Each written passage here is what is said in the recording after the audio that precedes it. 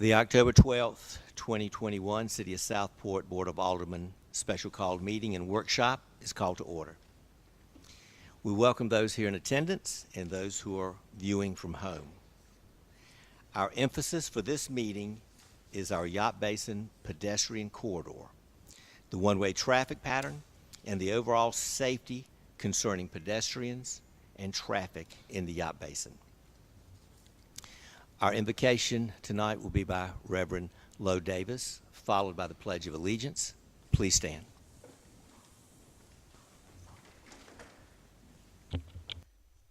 Let us pray. Creator, Lord, we thank you for the blessings you have bestowed upon us and upon this city. We ask that you guide our thinking and our words tonight as we seek to find solutions to ways to preserve and honor your creation here. In your name we pray, amen.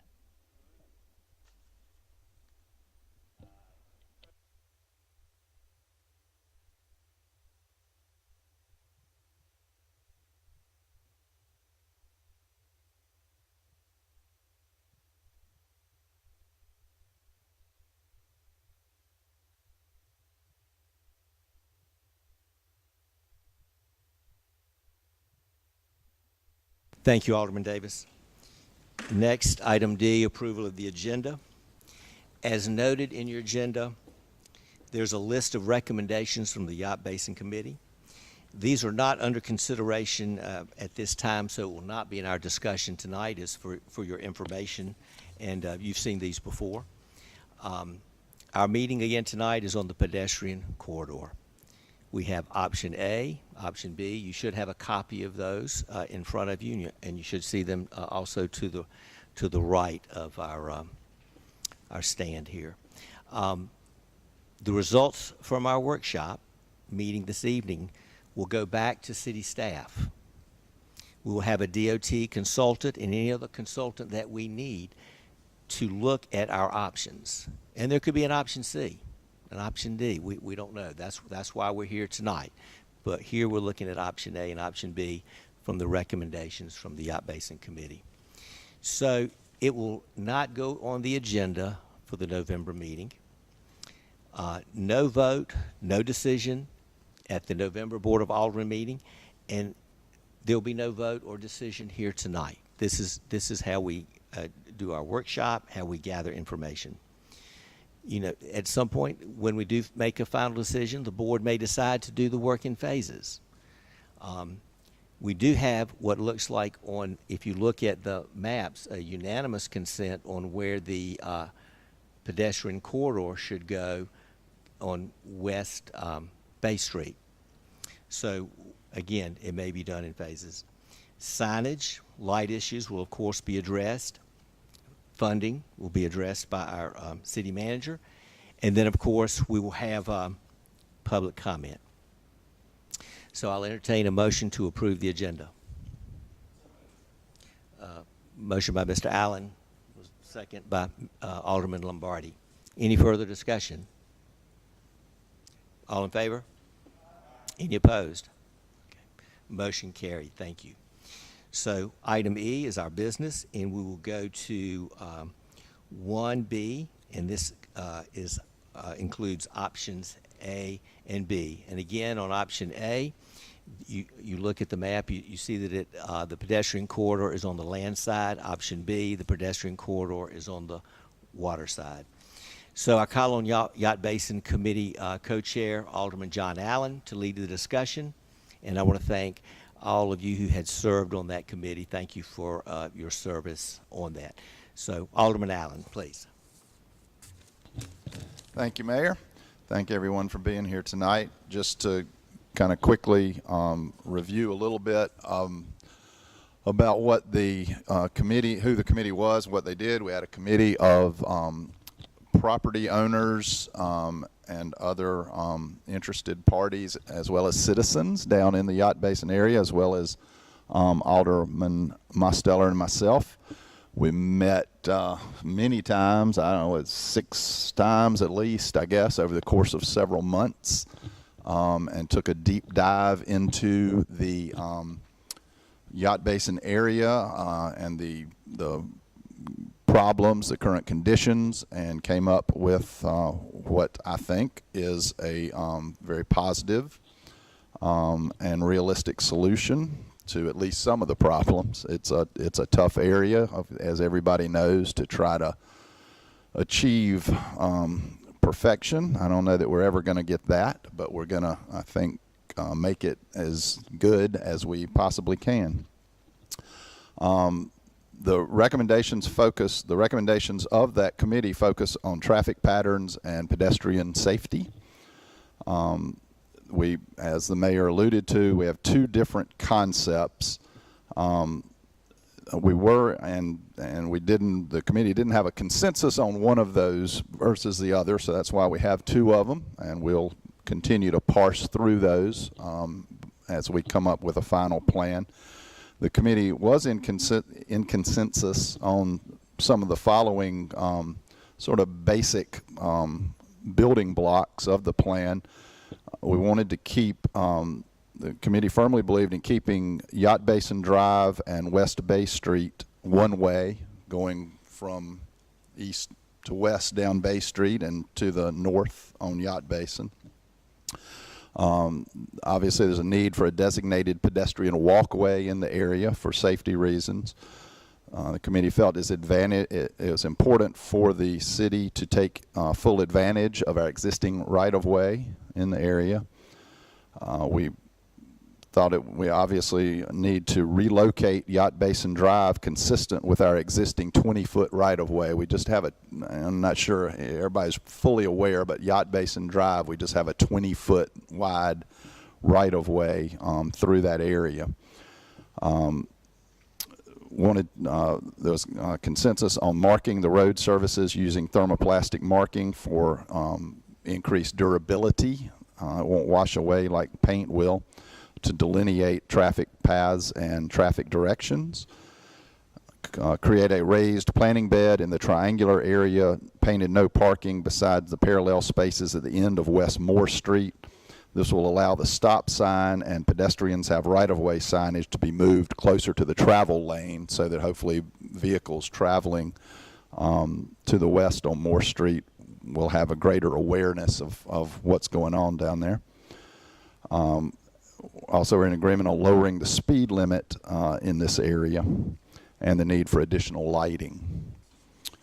And I think with that, I'll go ahead and I'm going to step over here to the maps. I'll just try to speak up and talk a little bit about the two different options, A and B. They're really very similar. Cut this off.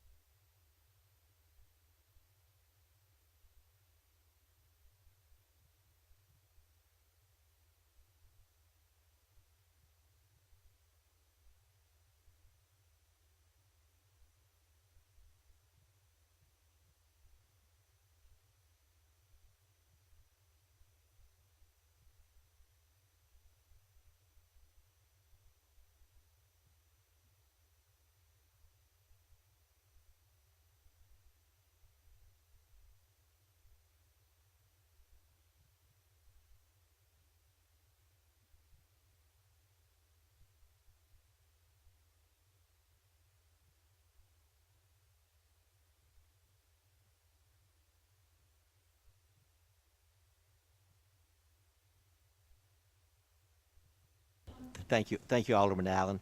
What I'd like to do is have Chief Coring, if you would come up and talk about how we decided that, the one-way direction was probably one of the safer options that we instituted, over a year ago, and it seems to have done well.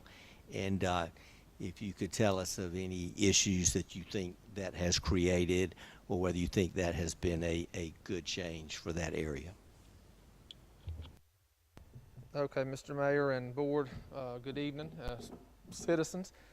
Just a little bit of background on this project. I believe it was May of 2020 when it was introduced.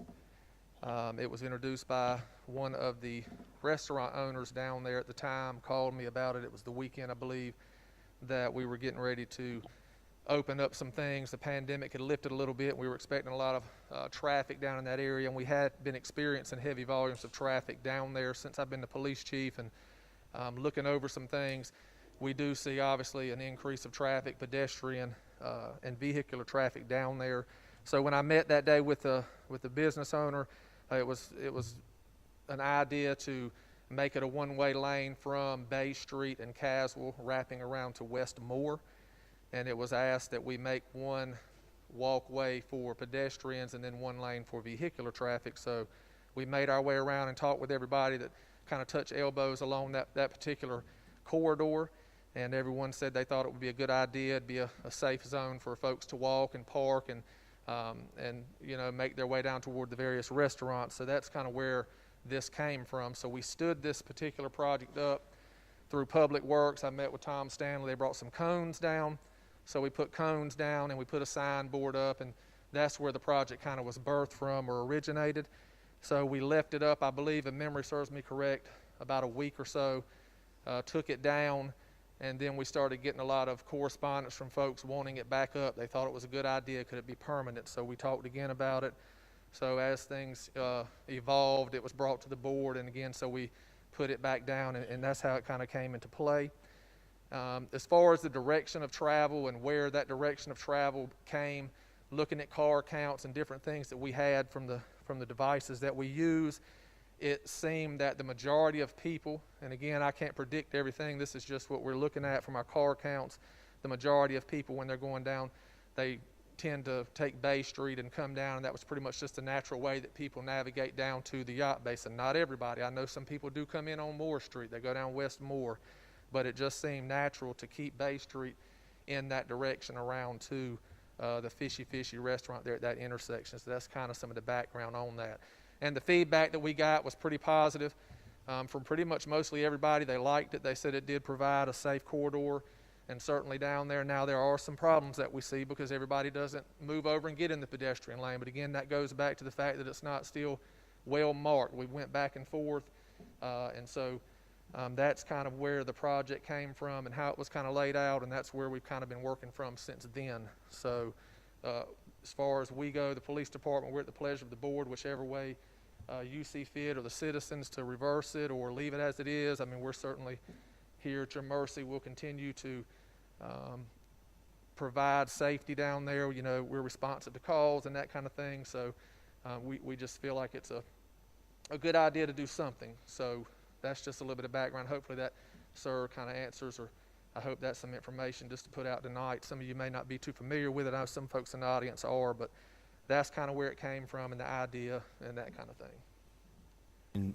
And one option that we did not do, but we thought about it, because when you think back to May of 2020 and Memorial Day, the crowding issue of people waiting in line to get into the restaurant. So we even looked at one other option. Remember, Chief, we were going to just have everyone come down on West Bay, and then you would park, and we were going to close it off. We were going to close it off there, and so and there would be no left turn off of Moore, so that whole area would have been open and would have had no traffic. But that, we decided that that just wasn't viable. We wanted Right. people to be able to drive down there, but that was also one of our options. So my point is, we looked at everything. We have. You know, We did looked have at some all people ask different about that. options, and we went with the best one, and this, I Right. think, really was Well, and that's the kind of best why I want to option. drive that point home, Mayor, because we did speak with you, and again, a lot of people, they see the need for something to be done down there. That is a unique area. I mean, being, here all my life, I've been down there a lot, and I know it's a difficult area to try, but the main thing that I'm looking at is safety for both the motoring and the pedestrian public that is down there. We're fortunate that we have not had any major injury. There have been several accidents, near misses, people swiping mirrors and stuff, because we all know that in today's world, our phones, a lot of people their eyes are tied to those phones. I mean, I patrol daily riding, and aside of people driving cars and looking at all the navigational devices in the cars, a lot of people are walking and looking at their phone. We've had people fall down because, they're looking at their phone. So we do need something. That is a very heavily traveled area by both our motoring and pedestrian and our bike safety as well. So, but you're right. We did have some people that said, why don't y'all just close it off and everybody walk? But again, the restaurant owners, I mean, that's kind of hard. My wife has got some disabilities, and it would be hard for me to park and get her down there. So I know people, and certainly the restaurant owners, they have parking lots, and we want people to get there. And some of the things that we looked at too, the tides is something that we know are something that we have to face. This past weekend was a king tide. So I had some people say, well, you're forcing them to drive you're forcing them, Chief, to drive into a dangerous area, and they can't turn around. But I do want to make everybody understand this, and that is, any time that you drive into water going across the road, you are legally able to turn around. So if you do drive down onto the Yacht Basin and there's water across the road, you are legally able to turn around and safely go back the way you came to reach safety. We don't want to encourage anybody to continue to drive through moving water. So that applies to, a street here in town, Bay Street. If you're driving down I-40 and, it's water rushing across the road, you have the obligation to stop and back up and try to become safe, to get to a safe area. So we do understand that. Again, we know that tide is something that we have to deal with. So all of that has been kind of put into the mix. Thank you, Chief. Do any of the aldermen have any questions for Chief Coring while he's up? Any questions? Okay, thank you. Yes, Thank you, sir. Chief. Thank you. And Alderman Sharkey, we'll start with you. Any questions, comments that you may have?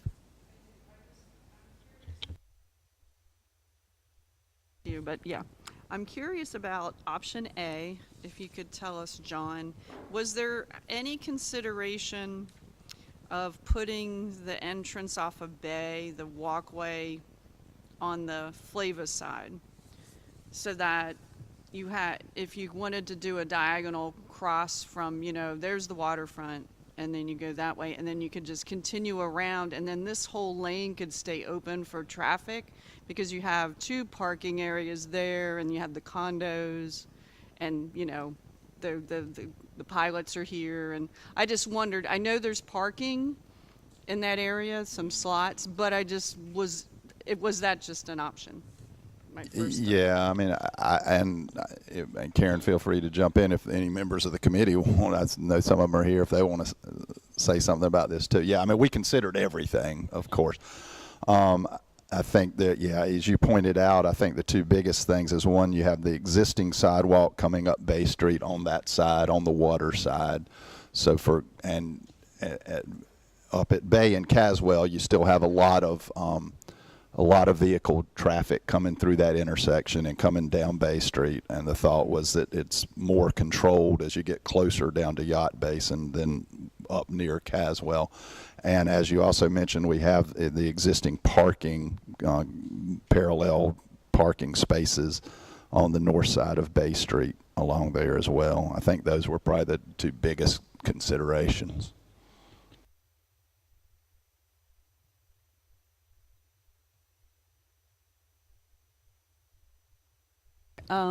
Regarding parking, where do we stand with the parking overlay, and is the parking overlay the only option for increased parking area in the area, or did you have any discussions with property owners about what they wanted to do with their properties and maybe conditional rezoning or anything?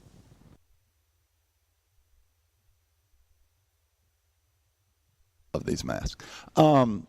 Yeah, so the parking overlay concept is we've had several meetings on it. We're continuing to talk about it and look at it. We've actually had a resident who is a landscape architect who's working on helping us with some parking lot design drawings to vision what we could possibly do with that entire block bounded by Caswell, Yacht Basin, Moore, and Bay to fully utilize that block as parking. Is basically owned by 3 of the restaurants, so they, it's easy to get them kind of together to consider that option. So yeah, that concept is continuing to evolve, and we're continuing to talk about it and work on it, and it'll, it's still growing and coming up to maturity, basically. So. Alderman Spencer.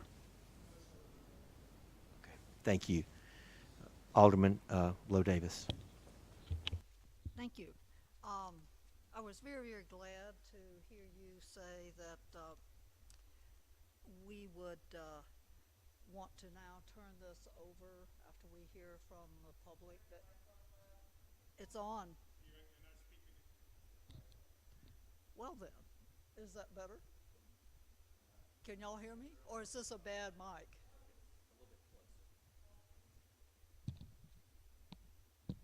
How's that?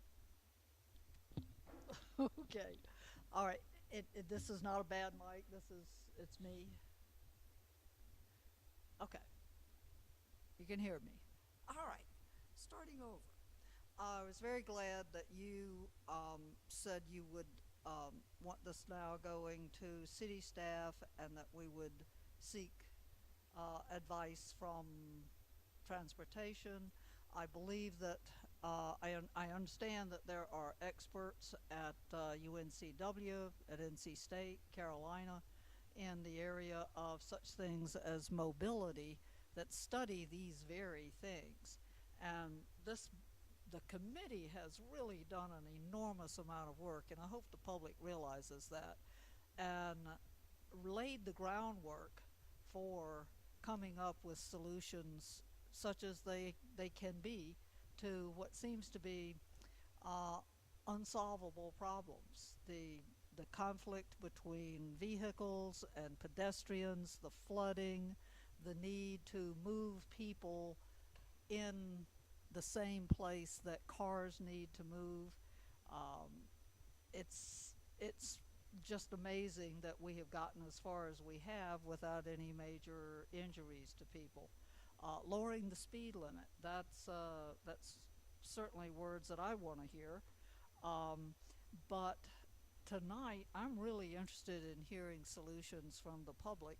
I bet there's not a person here who hasn't eaten at the Yacht Basin, and certainly everybody has been down there and has witnessed problems firsthand. So I'm interested in hearing what other people have to say.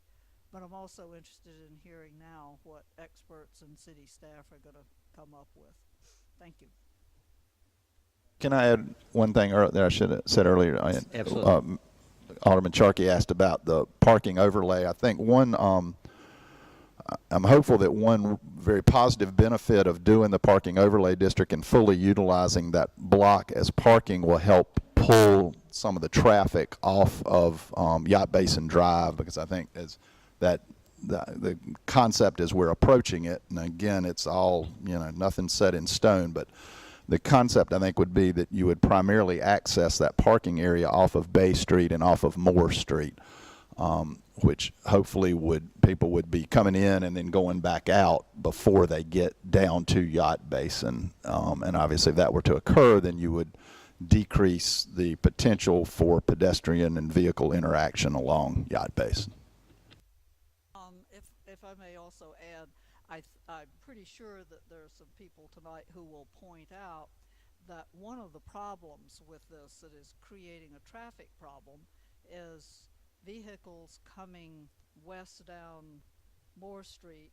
When they get to the point where they're facing Fishy, they have one option. They have to turn right and go all the way along West Brunswick Street out to the marina and then turn and then come all the way back up west. And at least once a week, it seems to me, and sometimes more often, if I'm out getting my mail out on the street, somebody stops, flags me down and says, how the hell do I get out of here? You know, they don't know where they are. They're visitors and they can't see the end of the tunnel. So that seems to be one of our issues, and I'm wondering if you all have a reason for going clockwise, coming this way on Bay, turning onto Yacht Basin, and then having the traffic come back up more, but more also coming down, more not being one way. Did you consider reversing that counterclockwise? Yes, I mean, we considered everything. You know, I think the consensus was that the existing pattern seemed to be working pretty well, and again, I think the chief alluded to some of the reasons why it was perhaps not originally, but why the one way was, when it was set up in the way that it is. You know, there's issues. There's no perfect solution, as you know, as we all know. Alderman Lombardi. This is my opinion on this thing. I think the one-way coming down with the walk on the left is ideal. However, I think the sidewalk should be placed on the water side because that's where all the restaurants are. If you place it on the land side, people are going to be crossing over. At least they're on the walk and they can walk into the restaurants. When you come down and make that turn and head down Yacht Basin Drive towards Moore Street, at that stop sign, maybe we should have right turn only. So people don't continue going down Brunswick, but make the right on Moore. And if you have to go down Brunswick and you want to get to the buy fish, you come down Moore Street and you make it right, and that's the only way you can make it right. That would cut down the traffic going on that, and only the people that want to go down Brunswick, they don't have to go. They have a right turn only on Moore Street, so that will eliminate any traffic that's at the restaurant and go up Moore Street. I mean, that's the way I see it. And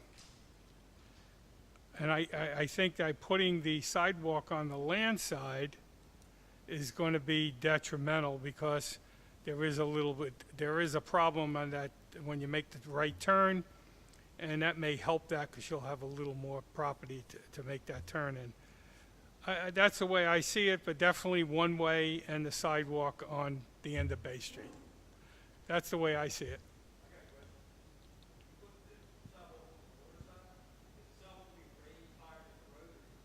No, level. Just it's only going to be a stripe. Will delineate it.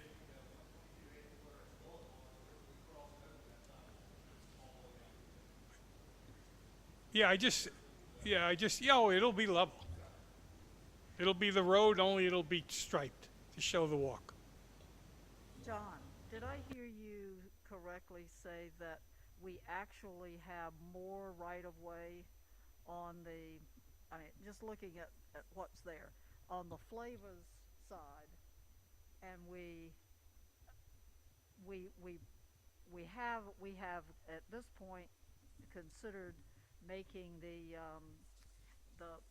walkway on the land side there.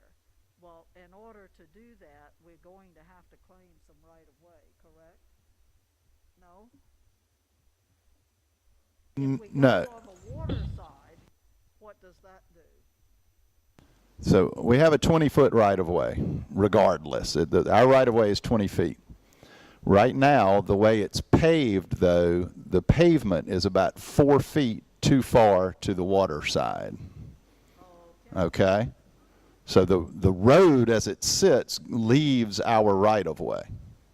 So essentially what we're doing, we've unintentionally, if you will, and don't take these terms too literally, but we've unintentionally sort of taken 4 feet of right-of-way that doesn't belong to us on the water side, while leaving untouched about 4 feet of right-of-way that belongs to us on the land side. So either way, we've got to move. So we've got 20 feet of right-of-way to have 1 lane of vehicle traffic and a sidewalk. So either way, that combination of that vehicle travel lane and that sidewalk has got to be moved 4 feet landward in order to get it back within the confines of our right-of-way. But it's essentially 6 of one and half dozen of another, because you've got, if you do it on the water side, then some of the 4 feet of the existing pavement will simply become sidewalk, and we'll add that 4 feet to the vehicle travel lane on the land side. And if you reverse it, it's just the opposite. You just build a new sidewalk on the 4 feet of our right-of-way that we own on the land side, and then basically what's left will be the travel lane for vehicles. So option B is the one that shows the sidewalk on the water side, and option A shows the sidewalk on the land side. I'm going to be very interested, and I hope that some of the restaurant owners down there will speak to this. Alderman Mosteller. Alderman Allen has done an awesome job presenting everything, so I don't really have anything to say, except I do want to say that one of the things that, and he may have already said it, and it bears repeating, we want to, whatever we decide, we want to take full advantage of all of our right-of-way. We want to claim all of our right-of-way, and utilize it. So.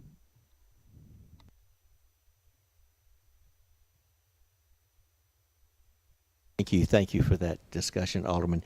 And I'd like to call on Mr. Gordon Hargrove, our city manager, for item 1C in terms of funding capital project ordinance.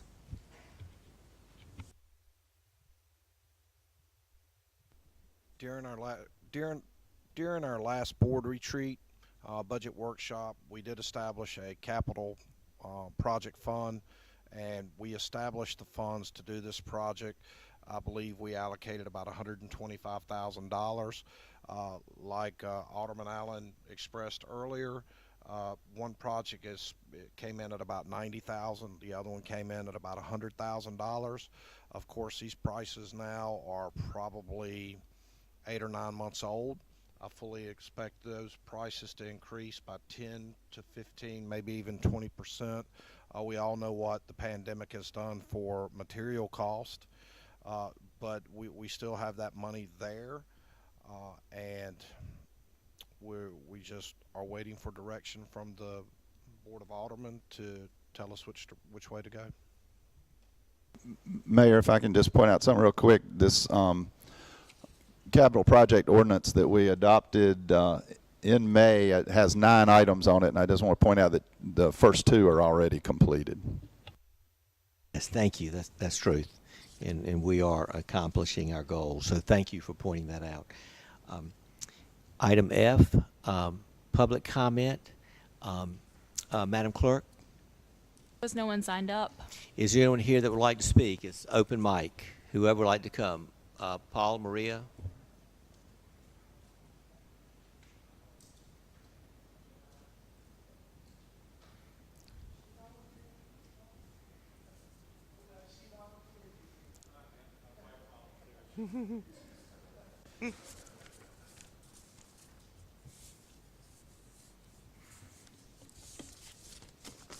Yeah, please take your mask off, make sure the mic's on, and welcome Mr. Swenson.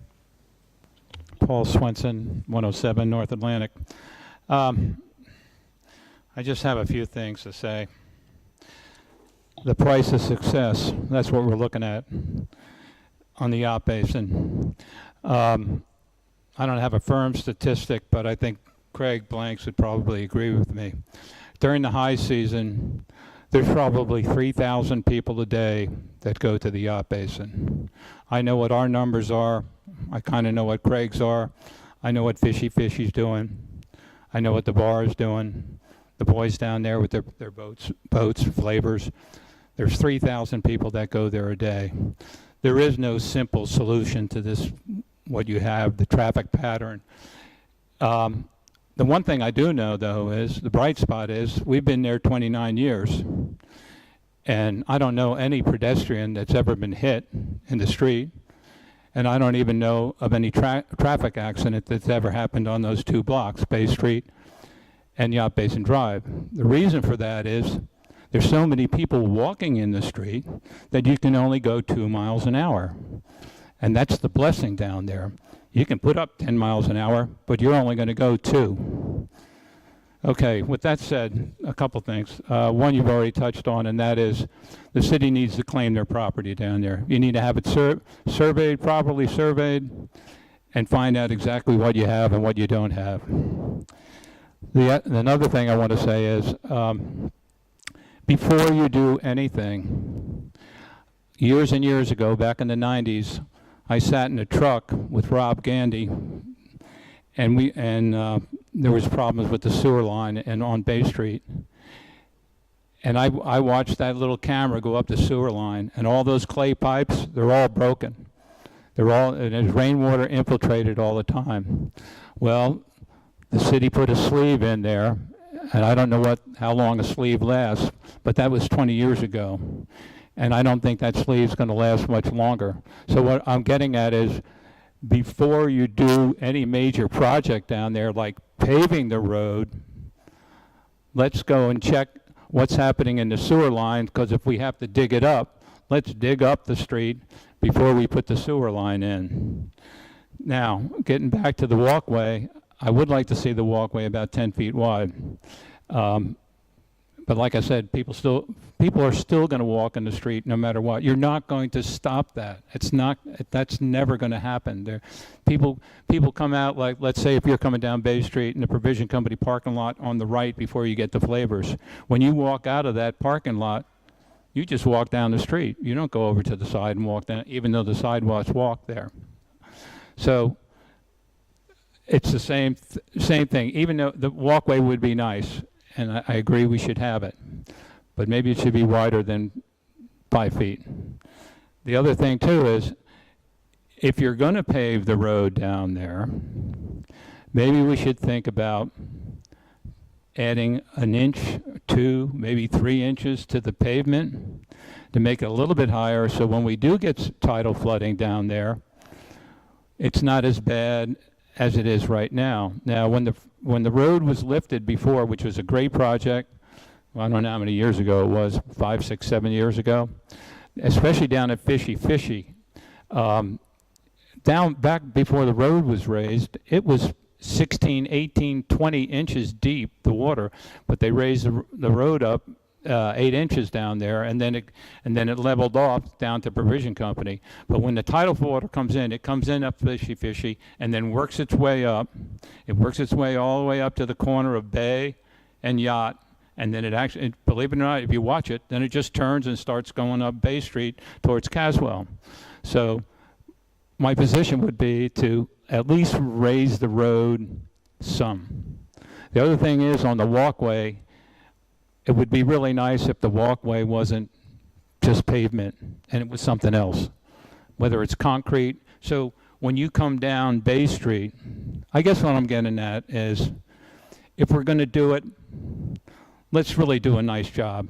Let's do a nice job. Let's do something that we can really be proud of. That when you're coming down Bay Street, it's nice coming down till you get to Caswell. And then when you get to Caswell and you're walking down, it's not so nice. But if that could continue for another block, it would be really nice. And maybe that walkway needs to be concrete. I know it's more money. And I said to Karen, I don't think the city has the money to really do a good job. I think it's just going to be a Band-Aid. I would rather, if you're going to do it, maybe do it in 2 phases. Maybe do Bay Street first. Just do Bay Street. Get that nice walkway right down to Yacht Basin Drive, and then stop it there for right now. And then maybe later on, then do the rest of the project. If you can't do the whole thing, I don't want to see it as a Band-Aid. I'm getting that feeling when I hear $90,000, $100,000.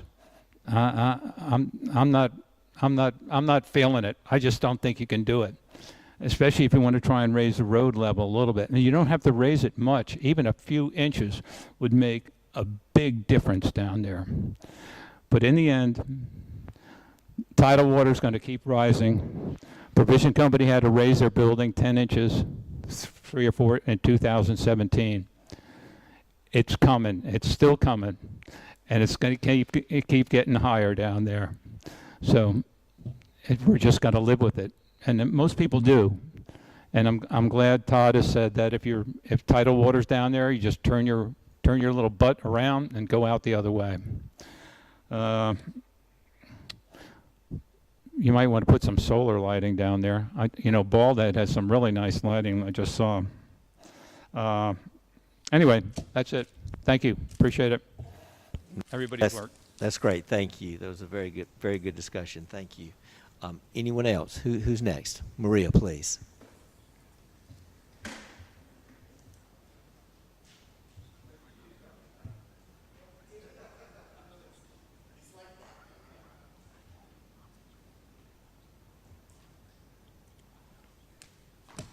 It's on. Maria Swenson, 107 North Atlantic Avenue, Southport, North Carolina, 28461. Hi, y'all. Can you hear me? Okay. The other night, I almost had an epiphany. I actually went down there on a Friday night to get ice cream. Okay. And I haven't been down there late in the evenings to get ice cream at Flava's.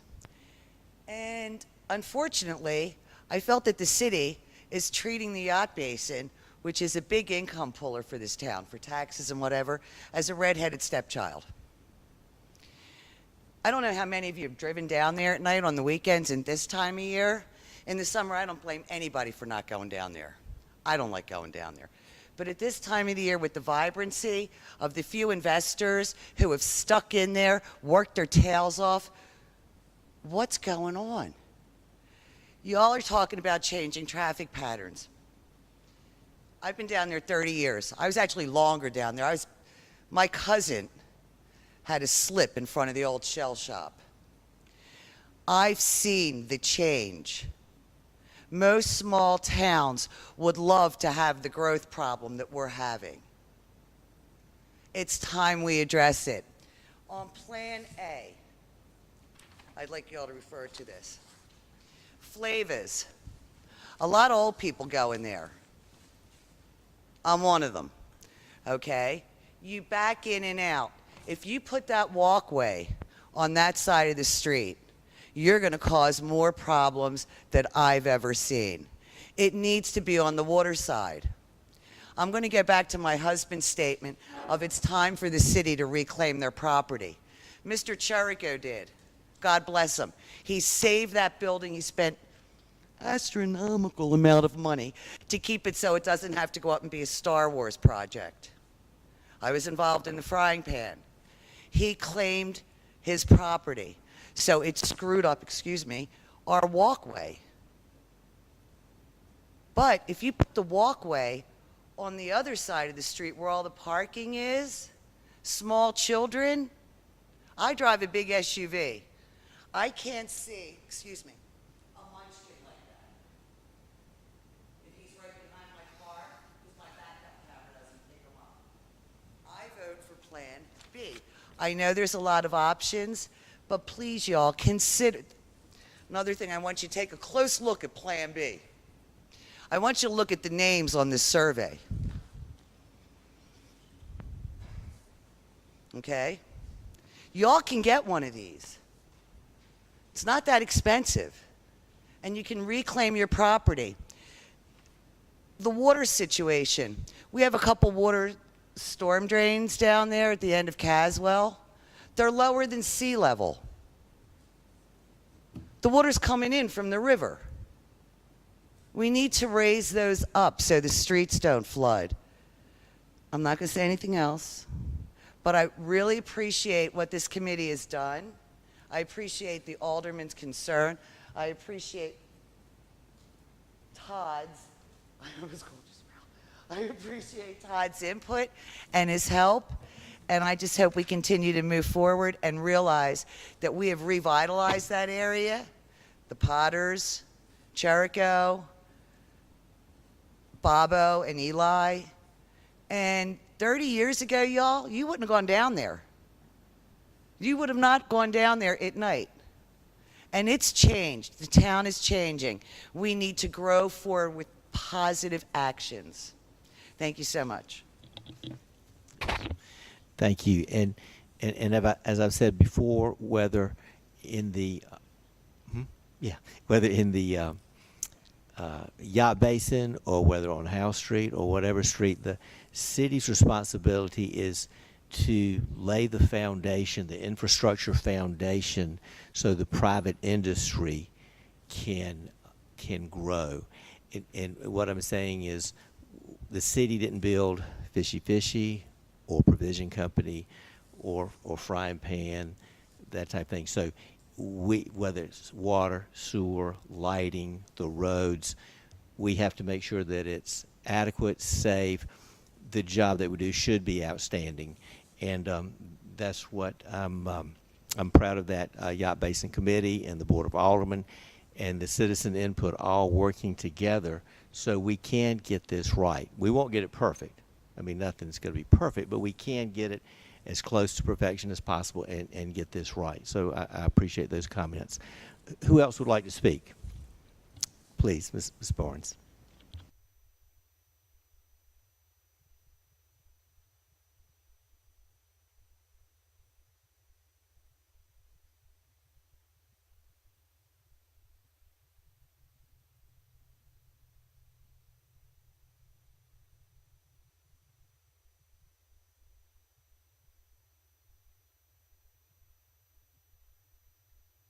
Failed mic here over here. Debbie Barnes, 425 West Street. I agree with everything that's been said. I agree with what Paul and Maria have both said. And Tom, I liked what you said about the walkway being on the ocean side. I would add to it that there needs to be, because putting a walkway doesn't mean people are going to use it. I think somebody else has already said something like that. We see too many people, it doesn't matter if there's a sidewalk, they just walk in the roads, and not just down in the Yacht Basin. It's a beautiful town and we're all blessed to be here. But we also know that people come into our town and they're in awe, and they don't use the sidewalks. They just get out in the roads. So to help them down there, one of the things I would add is maybe some painted pedestrian crosswalk areas to try to get them to go from some of the parking areas to where some of the restaurants are, and, you know, those types of things. Another one that I'm going, and I'm not going to repeat some of the others I've heard, but one that I will bring up is the direction of the one-way down there. There are so many possibilities, yes, with that. You can keep it the way it is. You could just make it where you don't have a one-way, or you could even reverse the direction. If you keep it a one-way, I'm for changing the direction of that road, and I'll tell you why. When you travel down Moore Street and you get to Fishy Fishy, you can't go left the way it is. You can only go right. The people driving don't always know, and so some of them still turn left because there is, I heard someone call it crowding, there is a crowd, especially outside of Fishy Fishy. And then, of course, you go on down, but at least they're off the road back down at Provisions. Those are the two biggest crowd areas to me. And you might catch me in one of those crowds because I do like those places. But for me, when I look at it, those people, when they get to where Fishy Fishy is, and then all of a sudden they don't know it, they go the wrong way, or they see something and they know they got to go right, then I think, as Lowe said, they're kind of upset. And they're having to go down, and it wouldn't matter where you send them down there. They're just upset because they wanted to stay in an area where they were so they can continue to go around a loop and find parking. The way you have it now is they have to go all the way out somewhere else, like down West Brunswick, to be able to get to parking. So it's not helping them to send them on the West Brunswick path. The other thing is, if this is about pedestrian safety, then at West Brunswick, you have pedestrians. You have people that come in. You did a good job, I thought, once when you made that one change that allowed people to go down on the Short Street side that were coming from the townhomes and condos and the other places. But we still have people who travel down West Brunswick, and I'm talking large numbers. And it's the same issue with strollers or big, large groups, whatever. Between Short Street and the marina, you've got a 20-foot wide road, and you've got places where people can step off. But from Short Street back to Potter's and Fishy Fishy, you've got people that are on a very narrow road there as well, and there's not a lot of step off. So you get those people, they're endangered. Now, have we had anyone get hurt? No. Have we seen people upset, especially people coming into this town who get sent down West Brunswick because they had to make a right turn and they didn't know it?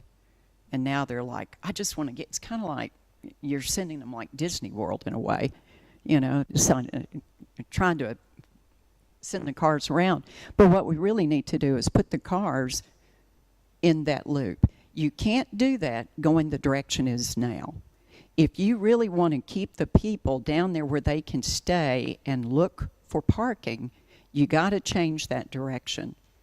The other thing regarding it is, I get the flow coming from Bay Street, but as someone said, the flow also comes from Moore Street. What I will tell you is that your ability to communicate with traffic is better, I think, down at Bay Street, at Bay and Caswell.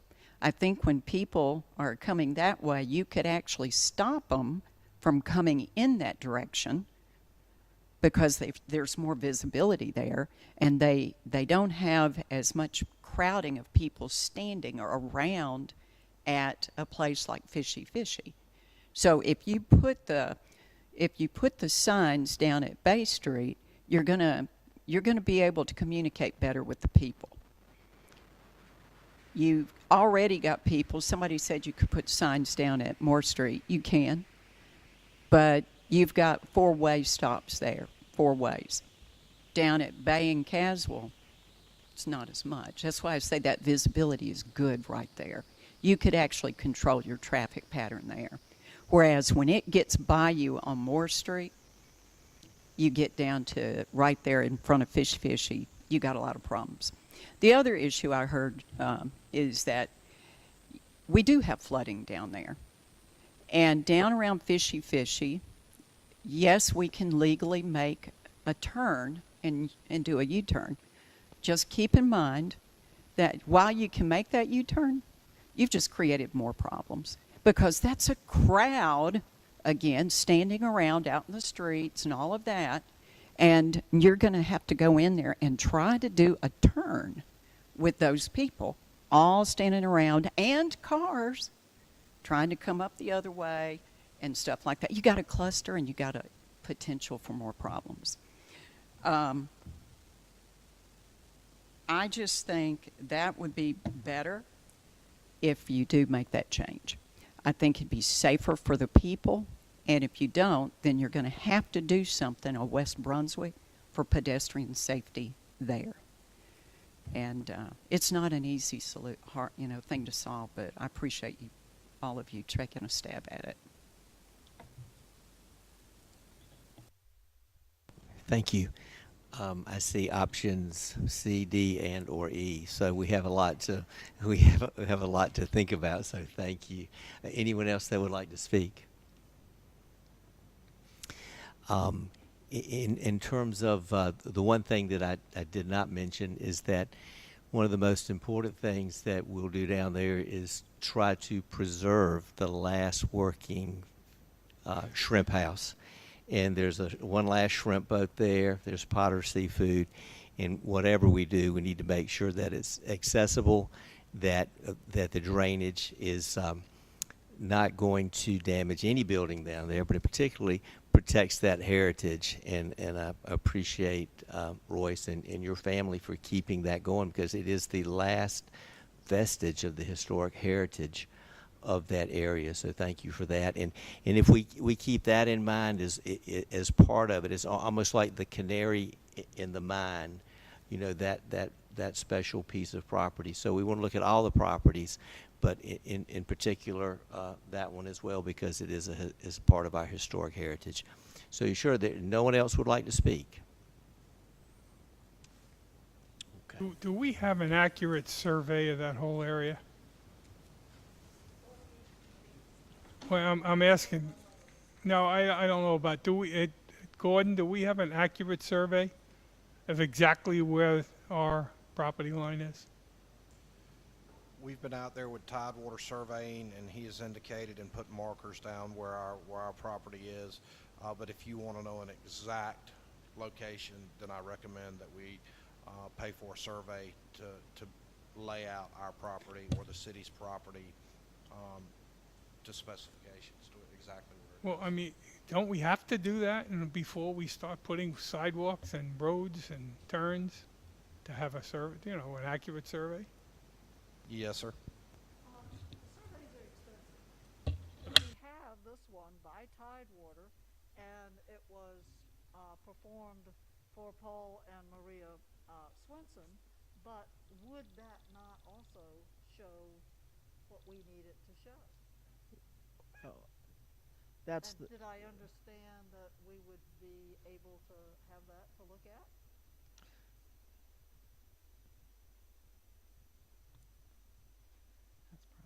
I'm sorry, Alderman Davis. I'm not 100% sure I understand your question. My question is, do we need to have another survey?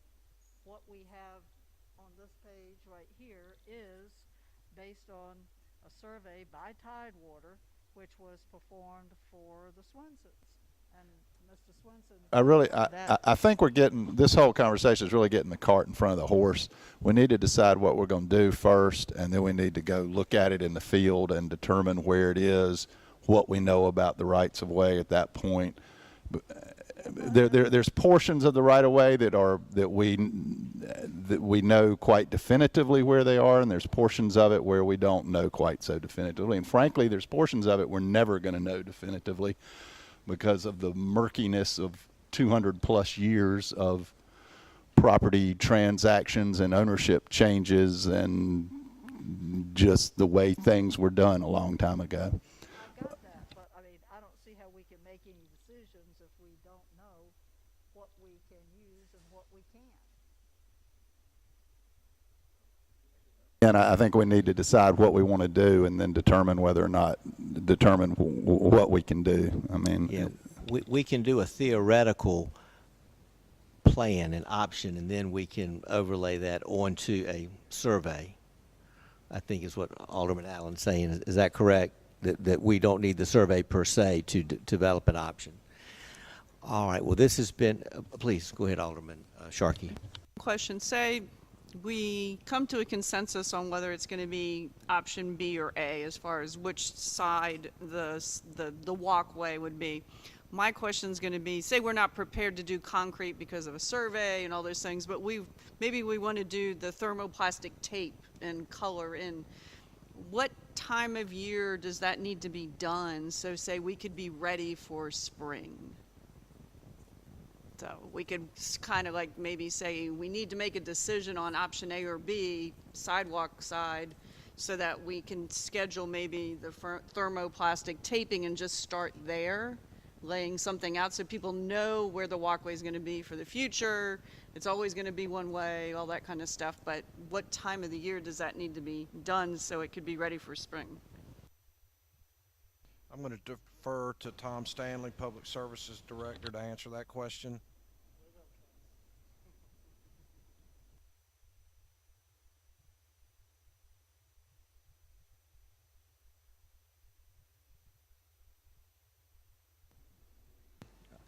I can't say that I've had a bunch of dealings with thermoplastic, but I will say that there's no point in putting anything down or thinking about putting anything down till you come up with an option. I can sit here and say, you know, fall's the best time. I can sit here and say winter's the best time or summer's the best time, but without knowing which option you do at the cost of thermoplastic, it makes absolutely zero sense to think about putting anything down before you have an option, because if you use A or B and have to change it, thermoplastic is not a cheap option to you know, put down just to have to peel or grind back up.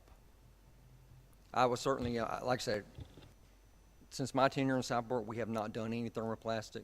Mr. Lombardi may know more about thermoplastic than I do, since that's where he had his life's experience with. So he might be able to actually give you a better time frame on that. I know it's heated down, so I'm sure there's I think it may be just like asphalt. It has to be, what was it, Tom, above Now, as 50 long as degrees? it's dry and not too cold, you can put down permaplastic anyway, anytime you want. Yeah, I don't think it gets cold enough. It would be extremely unusual for it to be cold enough here to not Well, put it that's down. what You I'm have to saying. heat it up I to don't do think it it's a anyway. problem So, that way. yeah. And it's a heated product, so I don't, Right. you know, but to think about putting anything down without an option, it's not feasible. In terms of a timeline, one of the things we had discussed and I had said is that we did not, in talking with the city manager, we did not want to start this project until after the Wooden Boat Show, but we wanted to try to start it as soon afterwards, because we didn't want to disrupt that great event. So we're going to be a little bit further behind than what you think about a timeline. You say, I'd like to get started right after the Wooden Boat Show, but obviously that's not going to be possible because we have multiple options. We want to look at it. We need consultants involved. We're going to come back with it to another Board of Aldermen meeting workshop and with public comment again. So we'll be patient with it, but we do want to try to get this done, I would think, Board, before the opening of tourist season in May, if possible, at least. And